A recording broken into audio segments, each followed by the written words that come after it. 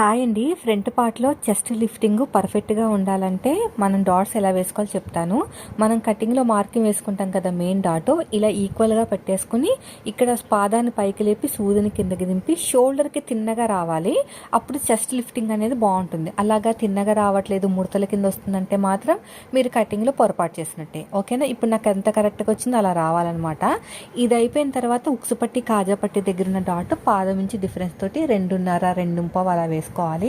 ఇది అయిపోయిన తర్వాత మెయిన్ డాట్ పట్టేసుకుని దానికి తిన్నగా చంక దగ్గర ఇక్కడ ఈక్వల్గా ఉండాలి. చంక దగ్గర ఈక్వల్గా పెట్టుకుని మెయిన్ డాట్కి తిన్నగా వేసుకుంటే మనకి 3 డాట్లు ట్రయాంగిల్లా వస్తుంది. చాలా బాగుంటుందండి. చెస్ట్ దగ్గర అయితే చాలా నీట్గా వచ్చేస్తుంది. ఎక్కడా కూడా మీకు షేప్ లేకపోవడము, ఫ్లాట్గా ఉండటం అలాంటివి జరగవు అనమాట. షోల్డర్గా తిన్నగా పెట్టేసుకుని తర్వాత ఉక్సు పట్టి కాజా పట్టి దగ్గర డాట్, అదేవిధంగా మెయిన్ డాట్ని పట్టేసుకుని చంక దగ్గర డాట్. వీడియో నచ్చితే లైక్ చేసి